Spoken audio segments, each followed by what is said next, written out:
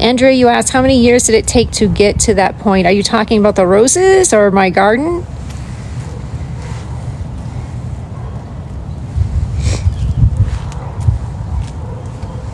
My garden. My husband and I, we moved here in 2014. And this home was a foreclosed home. This backyard, the xeriscaping, the patio, nothing was here. It was just bare ground and tumbleweeds and goat heads. I don't know if you all know what those are. Those little pointy little, they call them puncture vine.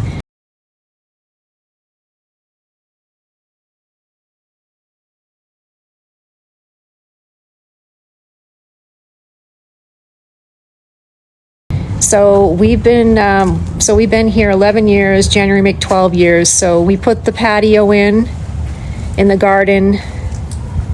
This garden over here was put in 2018. The patio was put in 2015 with the planters and stuff.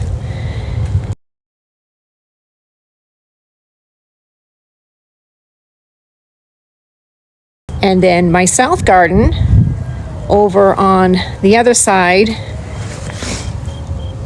with this lattice over here was put in 2021, 2022.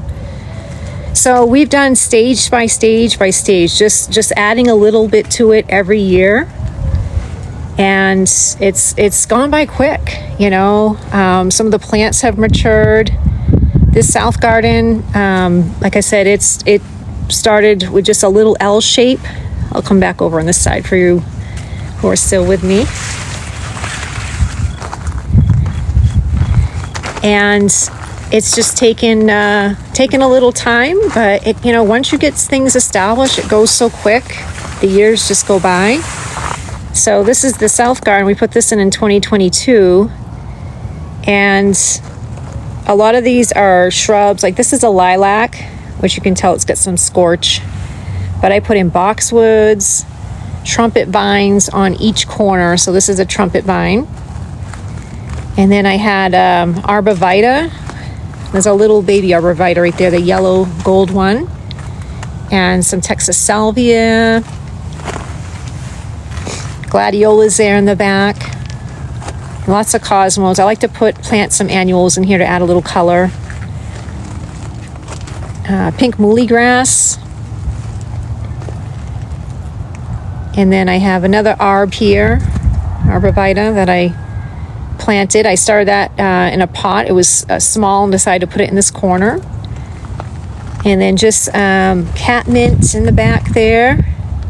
And some chrysanthemums. So this garden here, is only probably about 4 years old. So it really, it goes quick.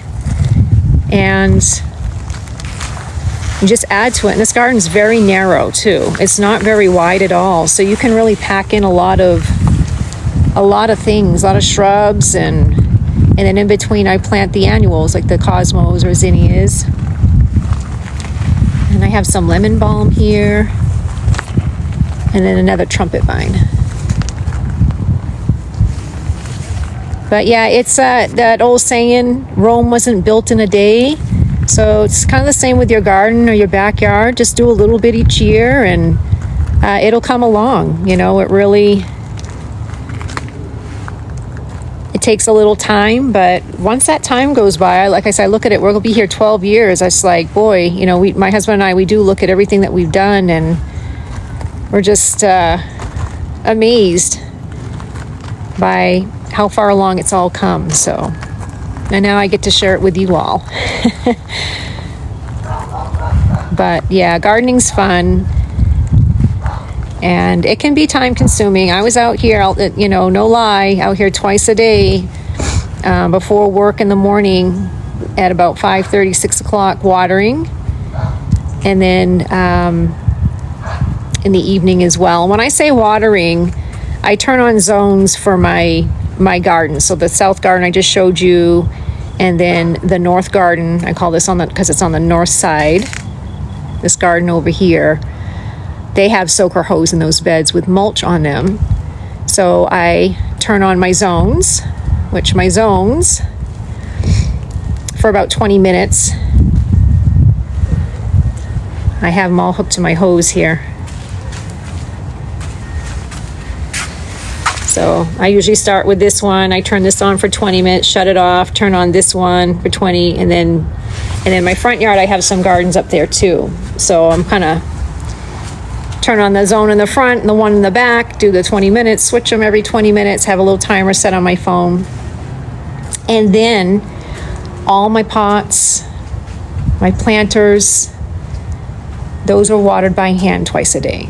So I would come out and water those by hand.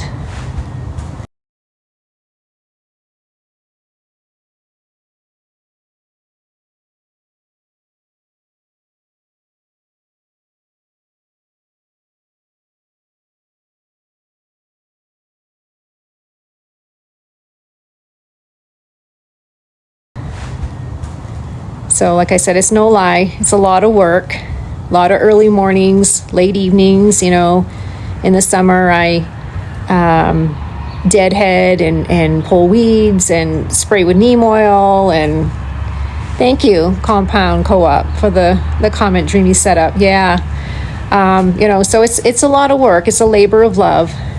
You know, all these plants, they need care. We have hot weather here, so I can't go a day without watering. I have to be at it twice a day. And if we get a rain shower, that's wonderful, you know. I just want to show you the valley real quick down there. You can see the beautiful Sandia Mountains, and the sun is shining down on the valley. You can see the valley, how pretty that is. We just love our views up here. It's just gorgeous.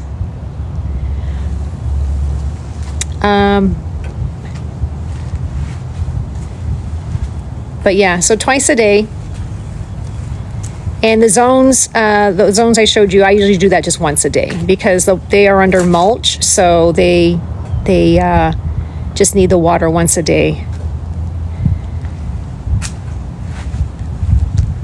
But I'll be bringing for those of you who have joined, I'll be bringing in my geraniums and bougainvilleas. All my tender perennials are going to come in the end of this week. We're going to get down into the 30s. It's going to be 39, I think, on Friday. So I am going to move them down to the greenhouse. Try not to go too fast so you all can see everything. My little wildflower casita down there, it's got shade cloth on. I'm going to take that off today. Don't need that on anymore. And we will be putting them all in there. But I have amaryllis. Hopefully we get some beautiful Christmas time bulbs, bloom spikes coming up. And then, like I said, like this little bougainvillea here will be brought in down to the greenhouse. But what I was mentioning about the rain is when we get good rain, like we've had good rain the past few days and then it's been cool, I don't have to water. But when we get like a good rain shower and it soaks the patio and everything, I find that my pots, like this big one here with this moon glow juniper, it doesn't get down in, you know, to give them a good soak. And so even though, and that's during the summer when it's hot still, so I would still have to come out even after a rain shower and give them, you know, some water because they didn't get the rain because it just, there's too much thick foliage there for that rain to get down to those roots. So, like I said, it's a labor of love. It's a lot of work, but I love it, and I love gardening. And I figured it out. I'm originally from New England. I'm from Maine, and our climate up in Maine is way different than it is down here in New Mexico. So I had to learn how to garden differently because we never had a water up in Maine. You know, sometimes you'd have a dry summer, but that was, you know, rare. And we had humidity up there, which we don't have here. So I had to learn how to garden, what works, what doesn't work. I have a full sun garden. This gets full sun until about 4 in the afternoon. And then our 2-story house brings on the shade and covers it. So this is an east side, which is the cooler morning sun, which is nice. And I think that's why my garden does so good here in New Mexico. It just flourishes with that morning sun and has that nice afternoon shade to block the heat and that scorching afternoon sun. Because on my front yard, I have yucca and cacti up there, you know, because it is so hot.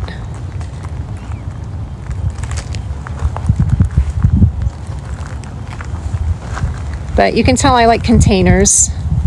I think containers to really just add to a patio garden. Just having a couple containers, you know, if you don't have a big space, just doing some of those and loading them up with some annuals is charming.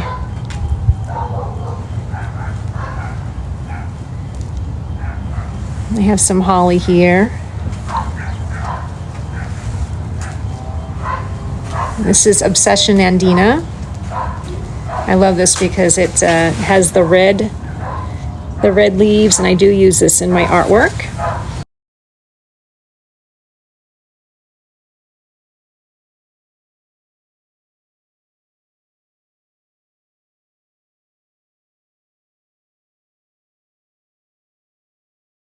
Actually, I use a majority of all these blooms that you see in my garden in my artwork.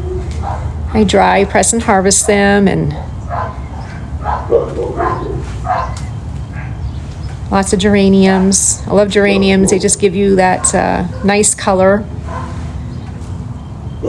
all summer season. And I love them in the winter in my greenhouse. Last year was my first year with my greenhouse, and it just was so nice when everything turns brown and dead and stuff, and just opening up my greenhouse, and it was like Narnia, you know, Wizard of Oz, just beautiful color, and my geraniums are blooming, my bougainvilleas are blooming, amaryllis were blooming.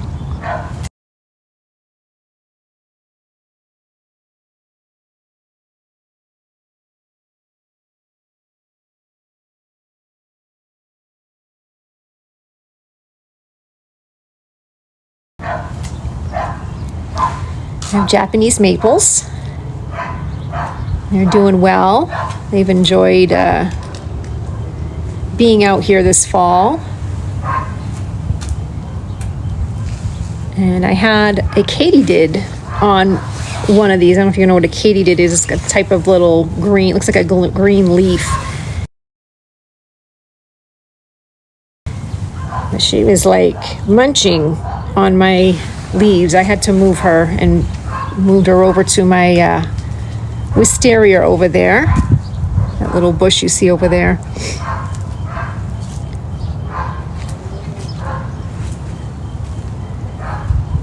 But anyway, I wanted to just say good morning, happy Tuesday, happy mid-October.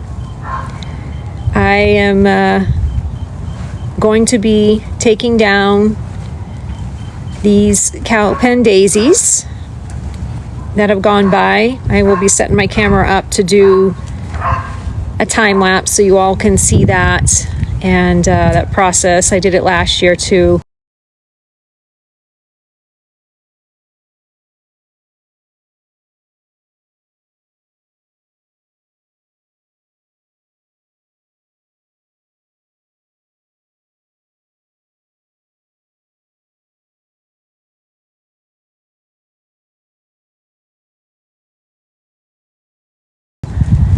These are annuals, and they've all gone by now, so I'm going to have to take them all down. I'm going to leave the cosmos for a few more weeks, couple more weeks until we get a freeze, and then once they go, you know, the freeze takes them out, I'll take them down.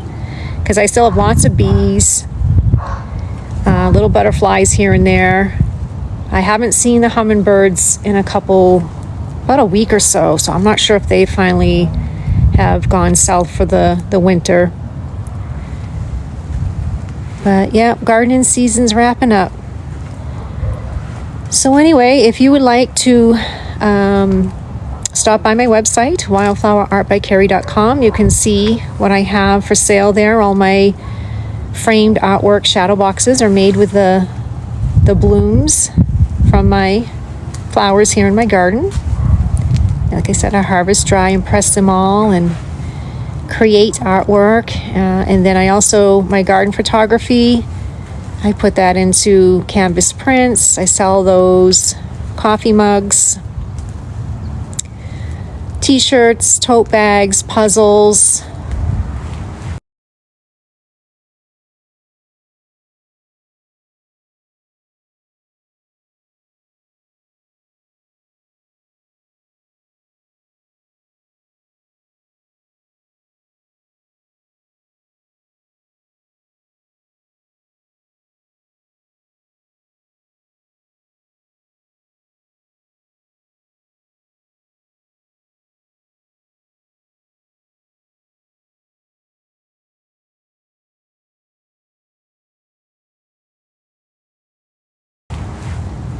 And oh, the hummingbirds flown south from Chicago 2 weeks. Yeah, you guys are colder than us up there, John. Yep. But anyway, and then so I sell all those types of things on my website. And then if you'd like to follow me on my TikTok or on my other social media, I have my link tree there, and I post a garden picture every day and some videos and garden tours and things like that. And so thank you all for joining me today, and for the likes and the gifts, and enjoying this last week or so of my garden, because it's going to be going a couple weeks, and I'll have to be posting new photos of the garden without my potted plants up here, and a lot of these blooms no longer showing. So, but it's still pretty in the winter and stuff. We get snow and get to see the bones of the garden with the brickwork.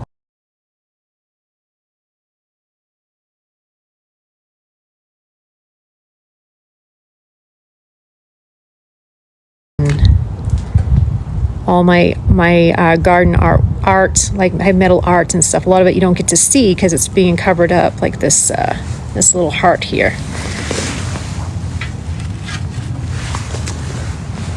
So, all right, people. Thank you again. I hope you all have a wonderful Tuesday, and we will talk soon. Take care, and bye for now.